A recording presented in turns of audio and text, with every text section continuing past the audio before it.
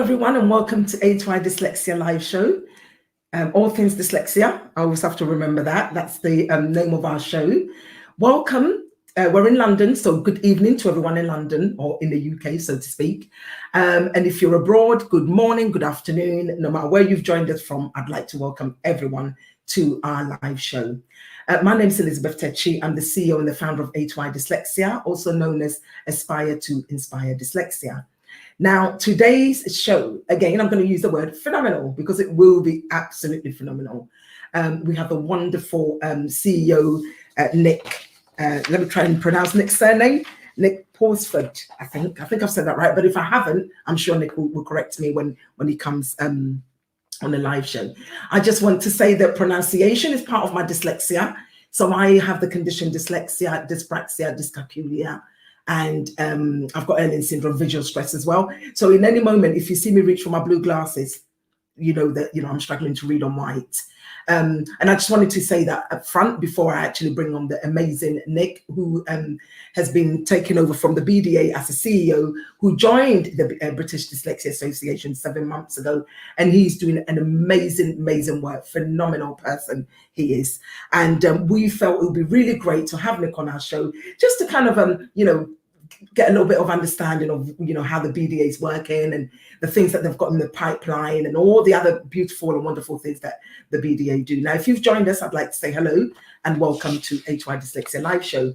Now, I'm just going to bring Nick on. Hello, Nick. Welcome to HY Dyslexia Live Show, all things dyslexia. How are you feeling? I'm good. Thank you very much. Wonderful. Glad to be here. Wonderful. It's a real pleasure having you on our live show this evening. I say this evening because we're in London and it is evening. I know people join us from all over the world. When you've got this platform, it's quite global, so people are joining us everywhere. Yeah.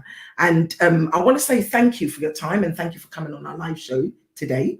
I felt it was really amazing to get you on here because the BDA has been going for many years, and I grew up whilst the BDA was around. I don't want to really show my age here, but as a dyslexic, I've always thought, well, where do I go for help? And it would have been one of the first organizations I would have ran, going back many years ago, and an amazing work that you've all been doing over the years. And I just felt it was really amazing to get you on our live show and just get a little bit of an understanding of what you do and how sometimes our work can cross over and how we can refer people and so forth.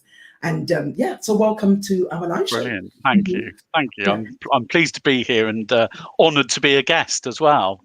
Wonderful. Now, before we start, Nick, I just want to read a little bit about your biography because I think it's really important that I share that. So you joined the British Dyslexia Association as a chief executive officer, and you head up the team to achieve the goal of ensuring that people with dyslexia are supported to reach their full potential.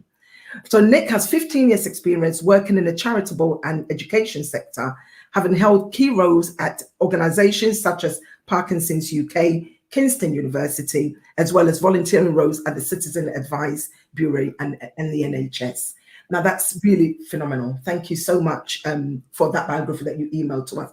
Now, Nick, before we actually dive into the show, just tell us a little bit about your background. Tell me a little bit about your background and our viewers. Yeah. So when I left school, I originally wanted to work in theatre as a backstage crew member.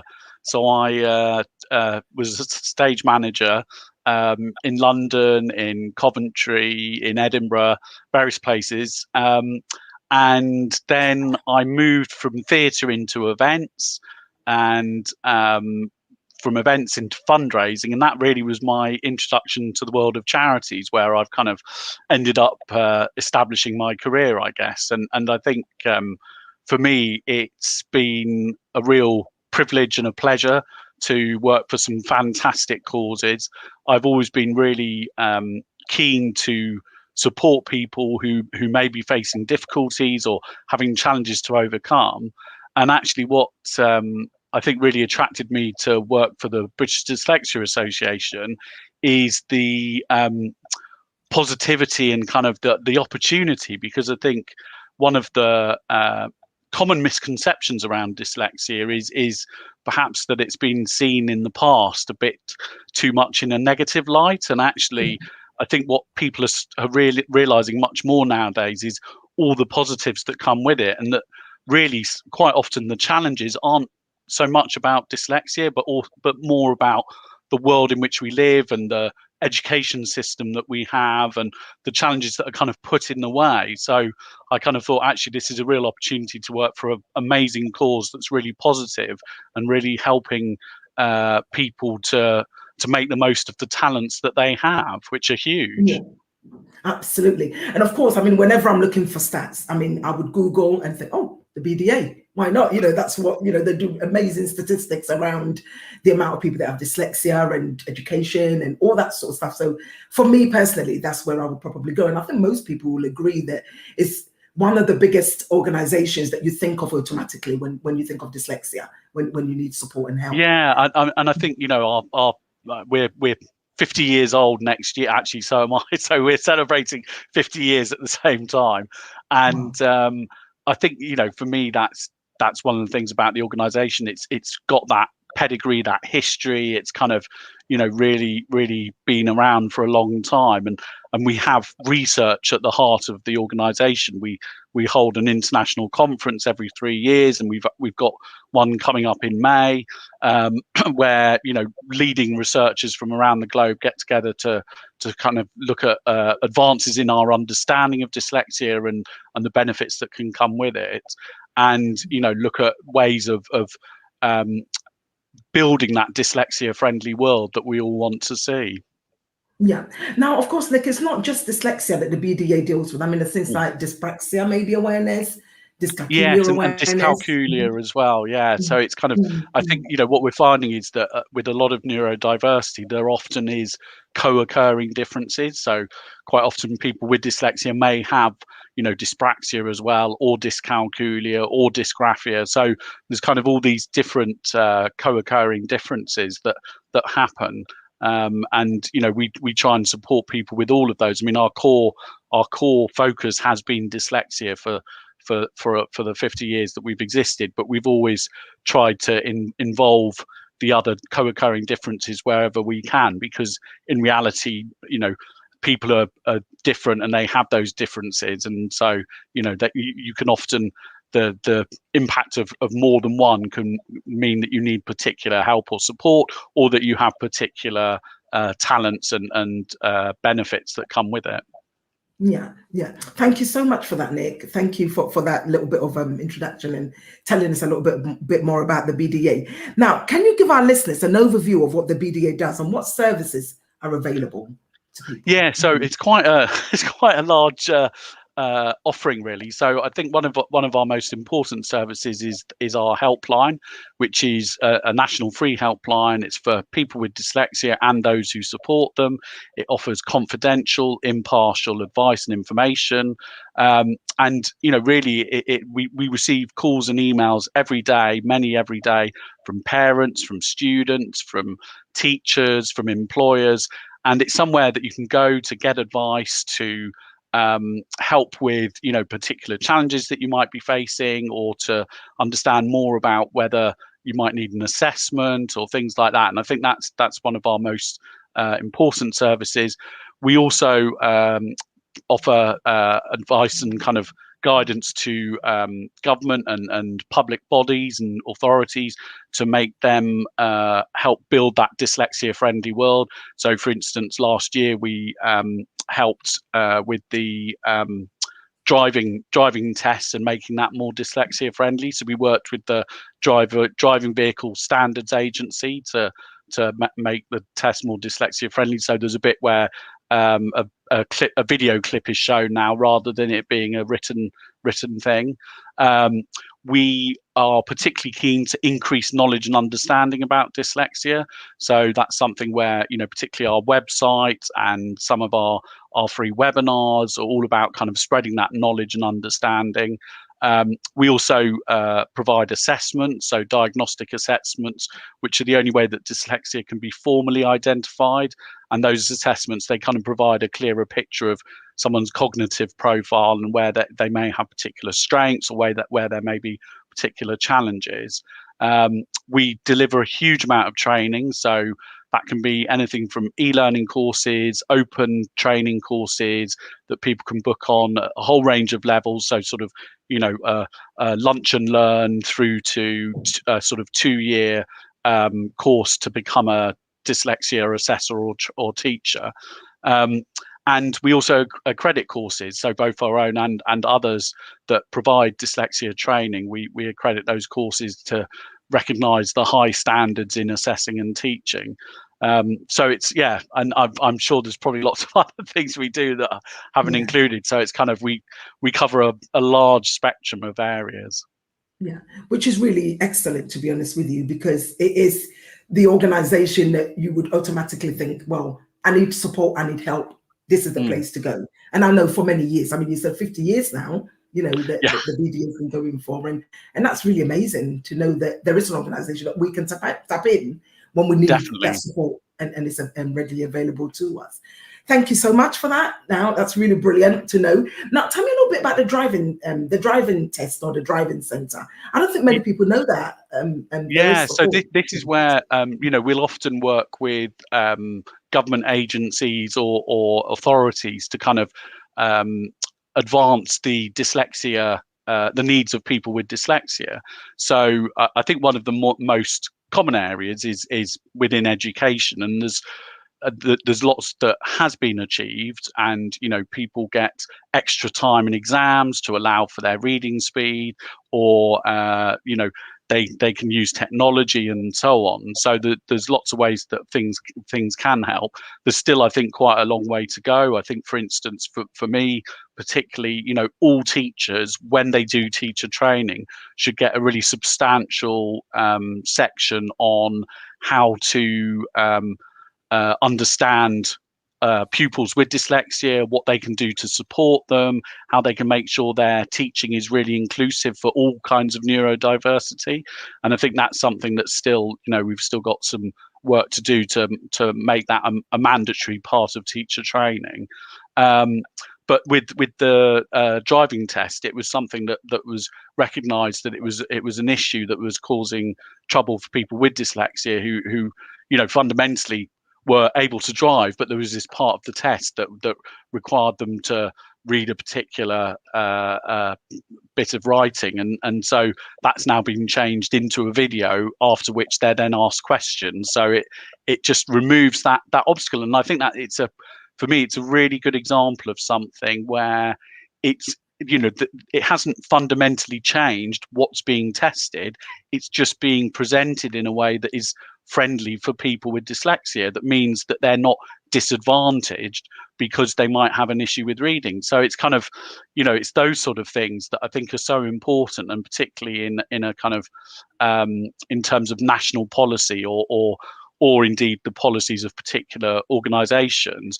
It just needs a bit of thinking, and we've got amazing colleagues in the team who can help employers, big and small, to understand what adjustments they can make so that they're getting the most out of all the people that work for them already with dyslexia, who may at the moment not feel comfortable about disclosing it, but actually, if you support your staff, your employees, you get more from them, and it's really important that they do that. So I think that's an area that we have worked really hard in over the years, but there's still more that we want to do. That's absolutely fantastic, because I know I passed like my 5th time. I just wish at the time when I was going for my driving lessons or test, driving test, I wish there was something like that available, because I kept failing it, and that's more to do with my dyspraxia with the left and right, and turn here, turn left, or whatever it might be. But it's so great, like you said, we learn differently as dyslexics, and if it's in a form of visual, of course, it is really great for people who really are willing to learn how to drive, to engage in something like that, which is really great. And I always say, like on our live shows, small little things like that make such a huge difference to absolutely someone who's got dyslexia. Yeah. Wonderful. So viewers, if you're listening, watching at the moment, of course, I think when we finish the show, we will maybe ask Nick later on to give us a link to where people can get information about the driving and where they get the extra help. Because I know a lot of people with dyslexia and dyspraxia who I've spoken to in the past would just give up halfway and think, look, there's no hope. There's no one really Yeah, ready to no, go. I'd say definitely get in touch with us. Mm. Have a look at our website, and we've got lots of information and support on there. And also, we can always, there's a whole network of local associations as well that are doing Yeah. fantastic work and that can support people in a local area. So we can always signpost people to those as well. Of course, thank you very much for that, Nick. Now, there's always questions from our viewers, and I always say to our producer in the background, if there are any questions or anybody's got comments or anything like that, please do share it with us. And of course, we will put those questions to Nick or myself or whoever can help, and see how best we can help. So if there is any comments or questions at the moment, our producer, Richard, who's in the background, would obviously put that there. So Leslie O'Connor said, that sounds great about driving. It took me oh dear, Leslie, you and I the same. It took me 5 years to pass my driving test. Yeah, so that's really amazing. I think it's something that needs to be maybe promoted a lot more, because I don't think many people know about that, which is really great. So thank you for that, Leslie. Thank you for joining us. Zoe Littlewood said, I agree with this. We need to educate our teachers and give them the tools they need. Now, I trained as a teacher, and to be honest with you, Nick, I only got about, I think maybe 10 minutes on a paper that someone's written. And it was like, could you tell if this person's dyslexic? And I'm like, well, from this essay, probably yes, because I can see mistakes in there, as in B and D's are written the other way around and so forth. But that's all the training I got. And, of course, when I finished and I went into the teaching world, it was because I've got dyslexia. Sometimes when you're teaching a child and they're not engaging, not a child, but an adult, and they're not engaging, you kind of think, well, actually, there might be an issue there. And of course, I taught on a hair and makeup course, and there was one young particular girl who was very creative with all the hair and makeup stuff, but was really struggling with the essay. And I said dyslexia, something I picked on, and I thought, I wonder maybe if she's, thought about, could she have dyslexia? Could her parents have got her to have got an assessment? So it was at a parent evening that I actually mentioned it to the parent, and they said, well, we're a very clever family, very intelligent, but, and I thought, well, actually, you might want to get that assessment. And of course, it came back and she's dyslexic, and now she's working for a very big television production, and she's doing really well. So I do agree with you. Yeah, I do agree with you in terms of, the teacher's training bit. I think there should be a whole module on specific learning difficulties. Definitely, I think so. And I mean, it's worrying really how many. So research that we've done shows that 80% of pupils with dyslexia will leave school without a formal diagnosis, and part of the reason for that is that assessments are not automatically done at schools, and really we think all pupils should be assessed, because it's helpful to understand where those differences are, so that they can get support with the ones that they need support with, and also recognition of the ones where they've got strength. So I think it's really frustrating that so many people move from school into adulthood, into the workplace, and they still haven't had a proper formal assessment, when you consider, it's 1 in 10 people. So in any class of pupils, at least 3 of them are probably, may well have dyslexia, and they need that support. And the more support you give when people are at school, when they're in that early stages of life, the more you are helping them for when they are older. So it seems completely wrong that you can go through school and leave school and not have had that formal assessment, which then means you haven't had the support that you deserve. Absolutely. And I'll be honest with you, Nick, I was one of the ones that fell through the education system. I left school in the 80s. It was never picked up. And to be honest, I have a lot of parents ring A2I dyslexia, and the story is still the same. Not much has changed since I left school about 30 something years ago. So there's still a lot of people that have been left and not really getting the support that they need. And then a lot of people will say, well, look, sometimes it's a cost issue because I can't afford a 400, 500 pound dyslexia assessment. Some parents will say, look, I've been screaming on top of the mountain to say my child needs support, and it's just not taken seriously. Do you kind of get phone calls like that at the BDA from time to time?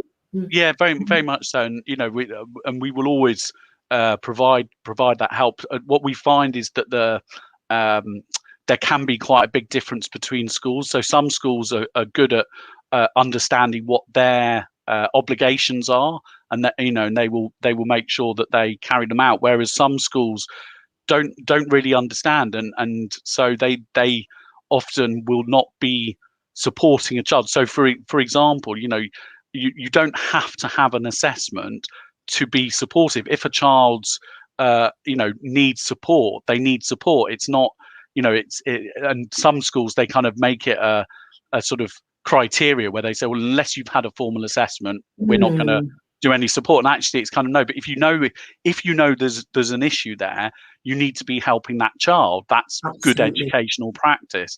So I think there's a lot that some schools can do to improve without necessarily needing to assess every child. It's almost there's things they can do anyway.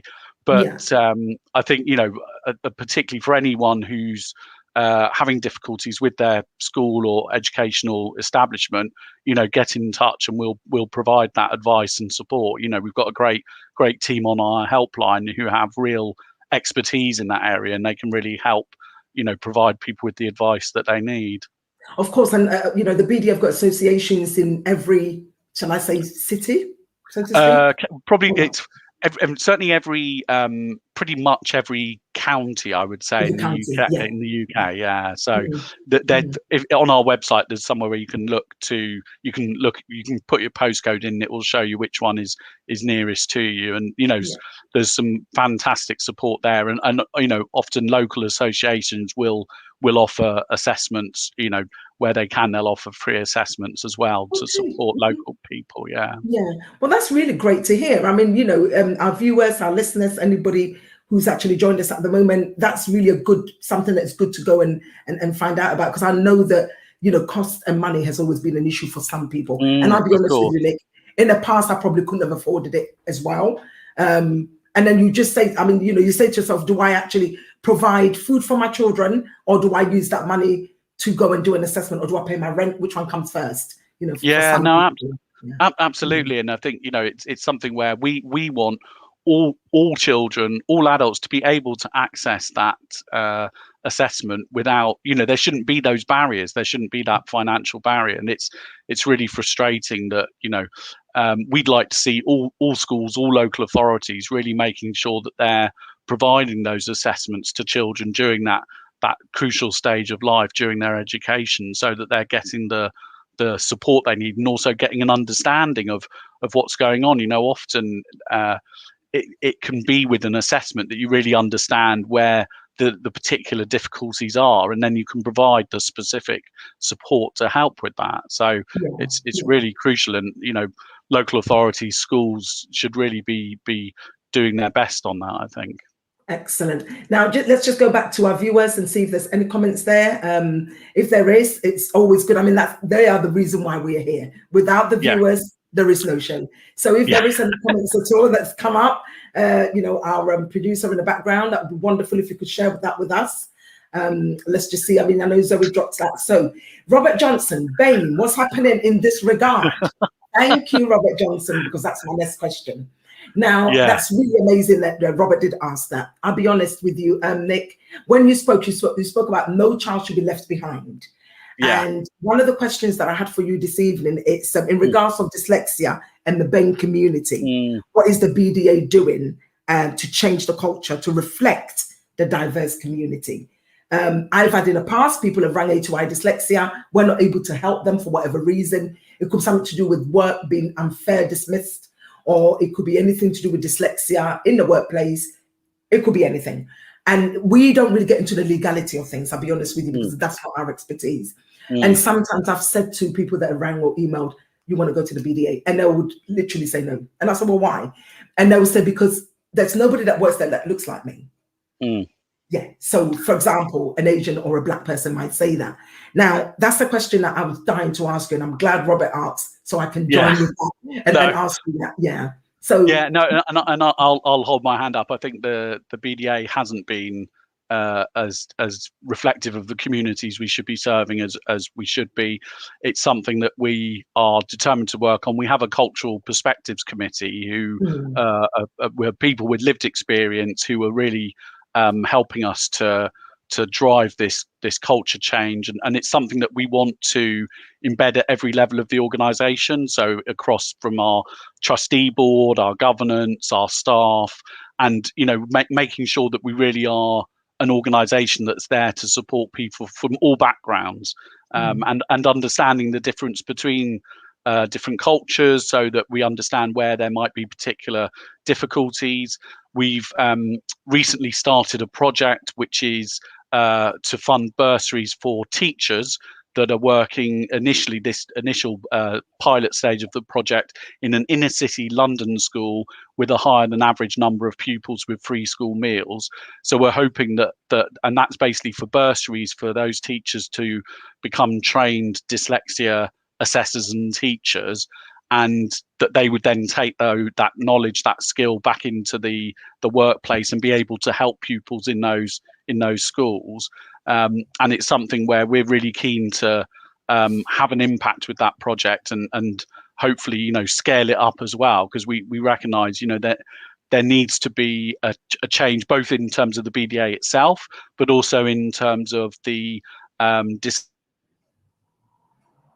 dyslexia set more wide, making sure that it really is something that we're driving that sort of diversity to really support the communities that we haven't done as good a job in the past as we should. Yeah, I mean, it's a topic that I'll be honest with you, I had to ask that question, Nick, and the only reason why I had to ask of course, it's simply because when I was looking for help back in, I'll be honest, initially when I was diagnosed with dyslexia, I thought, no, that cannot be me, because I've never met anyone, a Black person who had, that I knew that had dyslexia, that I could, resonate with. I'd never met one. So when I was told to go to the BDA, British Dyslexia Association, for help, in fact, I called them. It was a phone call for 30 minutes and someone was trying to help me. And again, I was still like, so what is this dyslexia? Because I don't understand how I've got this condition, and I don't see anybody else that looks like me that's got this condition.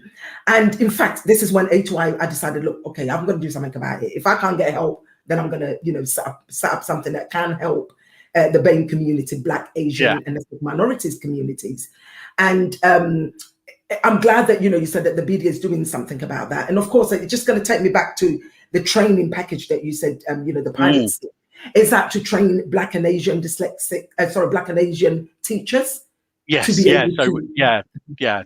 very much so. And I think, it's I think what's important is to have people who have an understanding of different cultures. I think like you were saying, it's kind of, I think people are becoming a bit more open about their dyslexia nowadays, maybe than they were 20, 30 years ago. But I think there's still a lot that needs doing to really make anyone feel, from any culture, that they can be completely open about it.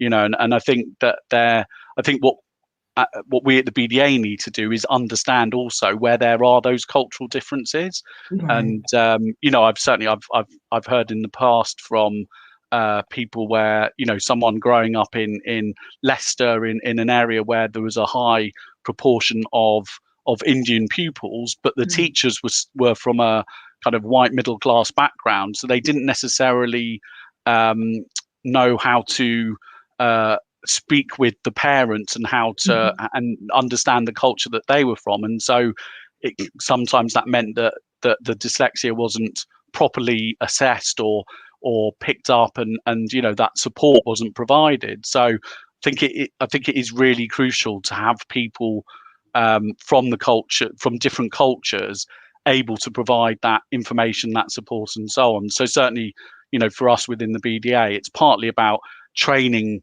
teachers, having a specific project that's training teachers from Black, Asian, minority ethnic backgrounds to work in schools with pupils from those backgrounds, but also to change us as an organisation and make sure that we are truly reflective. And certainly our cultural perspectives committee is a really important part of that. And I think that we're always keen for more people who are interested in getting involved to get in touch as well. Wonderful, wonderful, excellent. Now let's just go back to our questions and comments. Any comments that's come up since the last one? So Robert Johnson said, "Great question, Elizabeth. Is everyone getting trained in unconscious bias training?"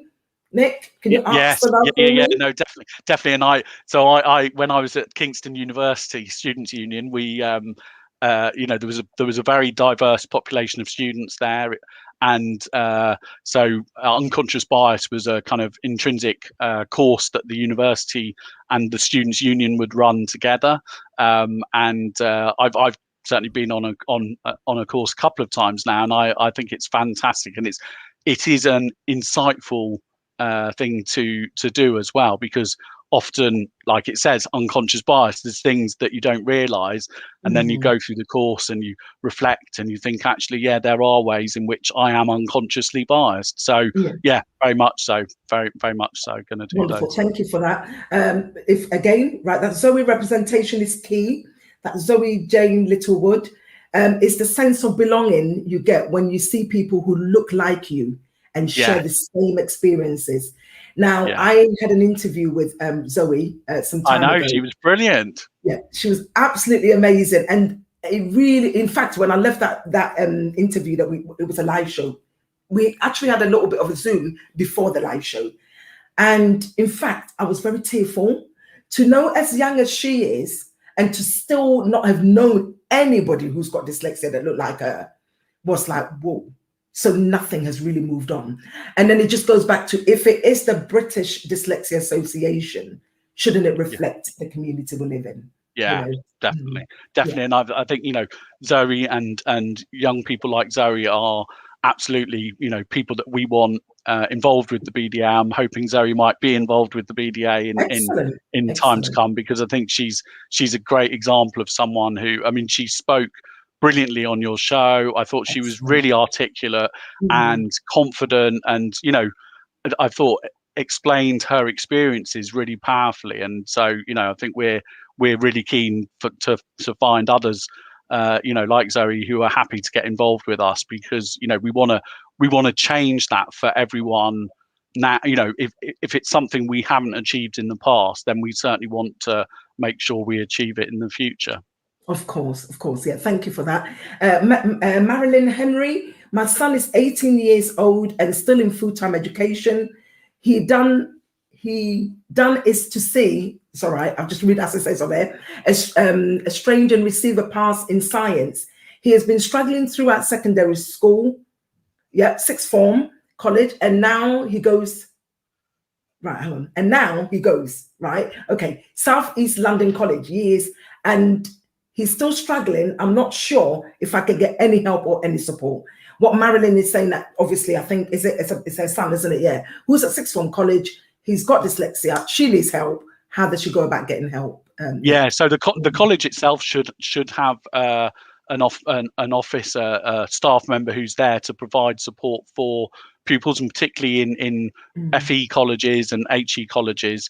There's support available. There's particularly in terms of dyslexia, there's the DSA, Disabled Students Allowance, which can often pay for additional technology or software, those kind of things. And it may be that you need to have a formal assessment in order to qualify for that. So I would say get in touch with us, and our helpline will be able to provide some advice on exactly what to do. But there is support in colleges, so it's something that he should be able to access. But it might be a case of just finding out which office they need to go to kind of start that process. Yeah, to be honest with you, I was struggling to read that a little bit. I thought, oh, where's my dyslexia glasses? I think it's in my handbag somewhere. So next time I'll put it right next to me so I can read it properly. Thank you so much, Marilyn, for that. And this is why we do the show we do. People have got all sorts of questions and they really want to sort of get help. But sometimes you need a platform like this, or your call center where people can call and get the help they need. We always, like when we were able to meet face to face, we would have boxes of tissues in our office and people would be crying because they need help. And they don't know where to go for that help. Particularly if you're an adult with dyslexia, and of course, because dyslexia is genetic, and your child has dyslexia, and it's like, how do I support this child? Because we both Yeah. have this condition, and it's quite difficult to do that. Yeah. So and I think that's been really kind of put into stark relief with the pandemic as well. And I think, you know, certainly in the last 12 weeks where, you know, parents have been supporting their children at home, and they've realized how much they struggle at school. And I think that's kind of really brought it home. So with the all party parliamentary group is looking at how do we help the recovery from COVID, and what's the role of politicians in terms of making sure that all those young people with dyslexia and other co-occurring differences are getting the support that they need in school and college, because it's, you know, it's and the workplace as well, because you know, that kind of support that's not been there, and when you're not in the office or you're not at school, it can really affect the support that's available. So, you know, I think our worry at the BDA is that as we come out of, you know, touch wood, come out of COVID, that there's a risk that people get left behind with dyslexia because they've not had that support. And then, you know, in terms of the economic situation, that, you know, employers don't realize the benefits that come from employing people with dyslexia, and so that they lose out on some of those jobs. And so we're really keen to make sure that nobody is left behind. Yeah, absolutely. Now, any more questions or comments on there? You know, I think today's going to be more about, you know, answering people's questions, because there are loads of people that have got questions that would want to get them answered. I'm enjoying the show. Very interesting. Thank you, Robert. I will be going back to the BAME discussion, you know, just because I think it's really important that we do that. So if there are any more comments, please do keep sending them across, and then we can see how best Nick can answer that, or myself, or you know, moving so forward from here.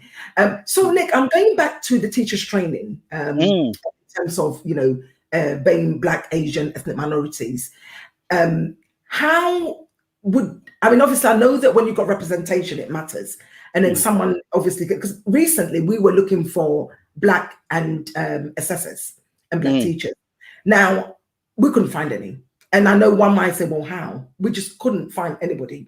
I always say to people that I have a lived experience. I don't have a level 7 in dyslexia training. So when I'm talking from you know, when I'm sort of speaking, I'm speaking because I've lived this condition. I know how frustrating it is to have dyslexia. I know how disappointing it can be when you're sitting there and you're thinking, listen, I spelled Elizabeth yesterday. I don't know why I can't spell it today. And this is my name, by the way. You know, well, why can't you spell your name? But it is what it is. So of course, you know, to look for somebody that looked like me, and we just can't find any. And I'm like, how do we change this? I mean, I know you said that there's a pilot scheme. And, so it's a bursary scheme where, and we're looking at the whole process. So kind of, you know, both in terms of how to make sure that we promote it and advertise it so that people apply for it, how to make sure that their experience is a really inclusive one and that they feel fully supported throughout. The bursary covers the cost of the level 5 and level 7, so they will end up as a qualified dyslexia teacher and assessor. So in this initial pilot phase, there's 3 bursaries available, and you know, we're really keen to have applicants you know, get in touch. We'll also be doing some promotion and marketing in the schools that are being focused on, but you know, also people can just get in touch with us direct and say they're really interested in that scheme, because we're hoping, you know, and we're hoping that it's one of those things. Once we've shown how it works, then we just need to get more funds and repeat and make sure that we're really upscaling the availability of assessors from different cultures, because it, like you say, it's something that you should be able to, you know, look for an assessor and find someone that you know you recognize, as it were.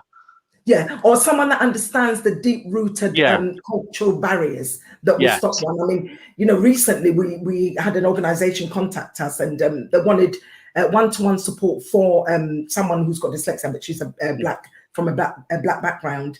And one of the first things that the person who contacted us said was, listen, the young person who needs the help turned around and said, there's no one here that looks like me. Nobody's going to get what I'm talking about, because, you know, I've come to university or school or college or whatever it is, it's a different ball game. When I go home and I have to explain things in terms of culturally, it's also a different ballgame. So she's caught in between this. And of course, when I say we couldn't find any assessors, there are some, but it's like one in, I don't know, in 100 that you will find, you know. I know that when I'm desperate for something to do with dyslexia and race, there's only one person I can think of. And I'm like, Janet, I need help, which is Janet Morgan, who's the person I will go to. And we want to see more Janets, you know, we want to see so many people. And she's helping us with she's helping us with this project, which is brilliant. So, you know, we're really looking forward to working with her on it as well, definitely. Wonderful. Yeah. I mean, I could sit here and say what should have been done, should have, would have, could have. Listen, we're 50 years here now and we're going forward. And the only way we can do is to move forward with you know, the plans that you have in the future for people from BAME communities. Now, we've got a question from, is that Amoka Hart? I think, can't pronounce it. Excuse me, guys, sorry. Is this scheme for qualified teachers? Can NQT participate? That's a good question. I'm not sure at the moment whether it's whether it's for NQTs as well as qualified, but I'd say get in touch and you know, we'll check that out. Yeah. I think there's so many people that would really love to just, I know at some point I wanted this qualification. I wanted the level 7 dyslexia qualification. Nick, I gave up because I've got severe dyslexia. I couldn't engage on a course. It was really difficult for me, so I gave up on it. You know, it's been my middle name is to literally quit, to be honest. I stopped doing that now because, you know, and sometimes I wish, oh God, I really wish I finished it so that I could have been the one that, you know, people needed help, I could help. But unfortunately, I wasn't finding it. And it's got nothing to do with the fact that the way the course was designed. It's just the way I learn. It's a little bit slower, and I don't think I could keep up with the pace. And another area was, if I was going to do the level 7, would I have to then be an assessor to write reports? And that's a huge challenge for me. So I didn't embark on that. But you know, here we are now. I regret it, but here we are. You know, the question that Amoka asked would be something that, if I don't know if obviously he or she, if they can email you, then of course. Of course, definitely. Definitely. Now, if there is any more questions on it, please, Richard, share it with us. Margaret Rook said, great discussion. Thank you, Margaret. Just to mention, I have to drop this one in here. Margaret Rook's book was what turned my life around. Creative Dyslexic, Successful Dyslexic was a book I remember about 5 years ago. I didn't have a penny to my name. And I went to the test show, the TES show. I was with a friend, you know, Louise Montague, lovely friend of mine. And I remember saying, can you lend me £16 to buy this book? And I said, I'll pay you next week when I get some money, you know. And I bought that book, and that's the book that turned my life around. And I had to just share that, to be honest. I know that's got nothing to do with the show. Yeah, no, that's brilliant. Brilliant. Thank you for writing that book, because I read it and I thought, well, actually, if all these people can, then I can. And that's how A2I Dyslexia was set up. And I know that at the moment, Jessica Kinley Publishers are doing a discount code. And of course, I will share all that. People want to buy that book, go for it. It turned my life around completely. Yeah. Brilliant. So I thought I'd bring that in. And thank you, Margaret, for joining us. Robert Johnson said, thank you, Nick. Very informative. I see great changes ahead. So do I. Thank you. We look forward to that. Janet Morgan, honored to be working with A2I and the BDA. Becoming a specialist teacher and assessor was one of the best things I ever did. We need more of us. Do you know what? That's just giving me goosebumps. If we can have more of Janet, I'll be really happy. Definitely. That is really, really amazing, honestly, because like I said, Nick, if I had a race issue and dyslexia, I wouldn't know where to turn, but think there's only one person I can think of. And, you know, I'll go back to the fact that, you know, the BDA is a bigger organization. And if there's more Janets, we'll be really, really honored to tap into some of the services. Yeah. Definitely. So Margaret said, great discussion. The book makes money for the BDA. Hang on, let me read this right. She's a brilliant supporter, actually, Margaret. She really is. Wonderful. So, wonderful. Yeah. I mean, I would say, you know, I would literally say to everyone who's watching the show, get that book, because it turned my life around completely. And it's very dyslexic friendly. You know, you can read it very easily. And I'm glad I borrowed that money to buy it, and I paid her back at the end of that week, which was brilliant. You know, and I think there's, you know, I think that there's so many fantastic stories of people with dyslexia and the amazing things that they've achieved. And I think that's so frustrating that that's not the most prominent thing, because really, you know, one of the things that I think I've really learned over the last 7 months is just how much of a positive impact dyslexia has. And Yes. you know, I've got family members with dyslexia, and I've always thought they were awesome, but I thought they were awesome because they were my family. But Yeah. actually, I've realised that part of the reason they're awesome is because they have dyslexia. You know, and it's Absolutely. that makes them the awesome person that they are in many ways. And I think, you know, it's so frustrating that there isn't that wider understanding of all the benefits that come with it as well. Of course, yeah. Now, I hope there are more comments, because I do love the questions. It's the only way that you know that people are engaging and so forth. So, Marilyn Henry, as I said earlier, I'm very severely dyslexic. I want to take my theory test to pass my driving test. Do you have advice in how to study for that? Because keeping all that information is going to be very. And then I think there's more to the question. So I think what Marilyn is saying is, look, I want to set my driving test. How do I go about this? Yeah. Mm-hmm. Yeah, so I mean, I would say get in touch with our helpline, because they'll be able to give the best advice on that. Because although I'm the chief exec, I'm not a trained dyslexia specialist, so it's kind of I wouldn't want to dispense advice. But I know that my colleagues who have many years of experience and expertise would definitely be happy to give some advice and help on that. Wonderful. Now, Nick, just before we go, because we've kind of gone over time by a minute, but that's cool, because we're speaking to Nick from the BDA. I haven't got anywhere else to be, and I haven't got anything better to be doing, I promise you. Wonderful. Thank you for that. Now, my last question will be, where would you like to see the BDA in the next 10 years? Yeah, if we came back 10 years time and we sat here again, what conversation could we be having? Well, do you know what? It's interesting. I think about this quite a bit. So part of me would be like, wouldn't it be amazing if we didn't need to exist? So in 10 years, and it feels very much like fantasy land at the moment. You know, it's just not, 10 years is too short a time span. But I'd love to imagine that there's a point where the education system, workplaces, society generally are just dyslexia friendly by design from the start, so that you don't need an organization like the BDA. But I think that's me in my very optimistic moments. Hopefully, I would like to think that in 10 years' time, we really have changed the perception fully, so that people really understand the benefits of thinking differently, and that a lot of the barriers have been removed. So teachers are all trained in neurodiversity when they do their teacher training, so that they're always understanding it and supporting their pupils appropriately.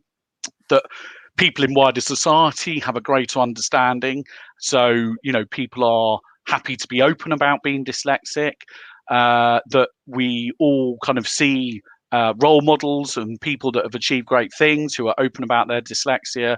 I'd love to think that the BDA in 10 years' time has kind of transformed itself, so that we're very much a diverse organization reflecting all the different communities we're here to serve, and that we're able to support them in all the different ways that we need to as well.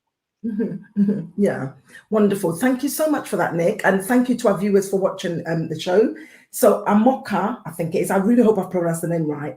I think you should do talks to teacher training providers to inspire the next generation of teachers. Amoka, I agree. Who's doing it, me or you? I don't know if I've read that right. Yeah, we'll do it together. We'll do it together. Absolutely, thank you for that, and I really hope that the project that you've got going, I really hope that you get the right people to engage on that project, because it just takes I don't know, 2, 3, 4 teachers to just turn a child's life around. Yeah, I'm not saying absolutely.